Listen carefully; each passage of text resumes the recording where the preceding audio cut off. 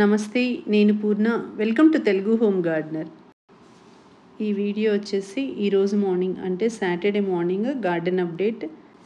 Weekend కదా, కొన్ని చిన్న చిన్న పనులు చేసుకొని అలాగే మొక్కలన్నిటికీ వాటరింగ్ పట్టి కొన్ని రకాల శాప్లింగ్స్ పెట్టి వచ్చాము. ఈరోజు వచ్చేసి నేను మా చిన్నోడే గార్డెన్కి అయితే వెళ్ళాము. కరెక్ట్గా మేము వెళ్ళిన టైంకి మా ల్యాండ్ ముందు రోడ్ అంతా డిగ్ చేస్తున్నారు. ఇక్కడ డాంబర్ రోడ్ వేస్తున్నారు. కారు కొద్దిగా సైడ్కి పెట్టుకొని కొన్ని రకాల చామంతి శాప్లింగ్స్ తీసుకొని గార్డెన్కి అయితే వచ్చాము. మా చిన్నోడు వాటరింగ్ చేస్తూ ఉంటే నేను శాప్లింగ్స్ అన్నీ పెట్టుకున్నాను. అలాగే కౌ మాన్యూర్ ఇచ్చానండి కొన్ని రకాల వెజిటేబుల్ ప్లాంట్స్కి. కంప్లీట్ ఆర్గానిక్ పద్ధతిలో పెంచుకుంటున్నవి కదా, అందుకని చెప్పి వెజిటేబుల్ ప్లాంట్స్కి అంటే వంకాయలు, కొన్ని చిల్లీ శాప్లింగ్స్ లాస్ట్ మంత్ కూడా పెట్టున్నాను. వాటికి క్యాబేజ్, క్యాలీఫ్లవర్ మొక్కలకి, చిక్కుడు మొక్కలకి, బాగా మాగిన పశువుల ఎరువు అయితే అన్ని మొక్కలకి కొద్ది కొద్దిగా వేసాను. ఇక్కడ మస్క్ మెలన్ చూడండి ఎంత పెద్ద సైజు వచ్చిందో. పక్కన మీరు చూసేది ఇంకో వెరైటీ మస్క్ మెలన్. ఇవన్నీ కంపోస్ట్ వేసినప్పుడు వచ్చిన ప్లాంట్స్. క్రీనియం ప్లాంట్స్ చూడండి. వైట్ కలర్ క్రీనియం అయితే నేనైతే ఎక్కడ చూడలేదండి, చాలా రేర్ వెరైటీ. ఇందులో ఇంకా రెడ్ కూడా ఉంటుంది, రెడ్ కూడా పెట్టాను, ఇంకా ఫ్లవర్స్ అయితే రాలేదు. జనరల్గా క్రీనియం అంటే మోస్ట్లీ పింక్ అండ్ వైట్ కాంబినేషన్తో మనకు కనిపిస్తుంటుంది. అది కాకుండా ఇది కంప్లీట్ వైట్.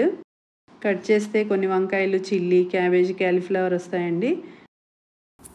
రేపు సండే కదా, ఎలాగో నాన్ వెజ్ ఉంటుంది, కట్ చేసుకొచ్చి ఫ్రిడ్జ్లో పెట్టుకోవడం ఎందుకని చెప్పి ఏం కూరగాయలు హార్వెస్ట్ చేయలేదు. ఆకుకూరలు అయితే చుక్క కూర కూడా చాలా బాగుంది, బట్ ఏం కట్ చేయలేదు. ఓన్లీ మొక్కలకి కంపోస్ట్ ఇచ్చేసి కొత్త శాప్లింగ్స్ అయితే నాటాను.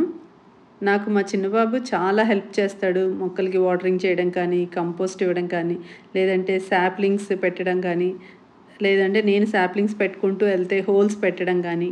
ఇంట్లో ఉంటే ఎలాగో మొబైల్ చూస్తూ టీవీ చూస్తూ ఉంటారు కదా, గార్డెన్కి వెళ్దాం రా అంటే వచ్చేస్తాడు. అదే మా పెద్ద బాబు అనుకోండి అస్సలు ఇంట్రెస్ట్ చూపించడం అనమాట.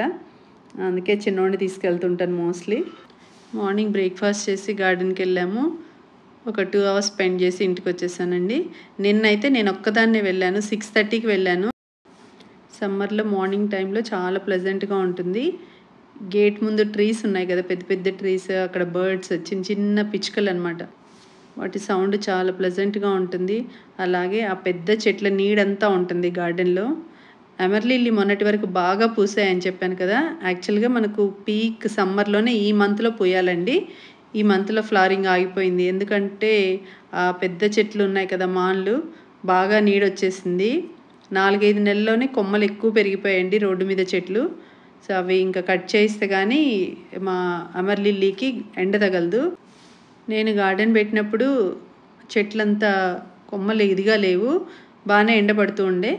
ఇప్పుడు ఈ 4 నెలల్లో బాగా పెరిగిపోయి మొన్న వర్షానికైతే వారంలోనే చాలా చేంజ్ వచ్చింది. అంత గ్రీనిష్గా అయ్యాయి ఆ మాన్లు. ఆ గోడ కింద వచ్చేసి మనం చామంతి అలాంటి మొక్కలు పెట్టుకోవాలి.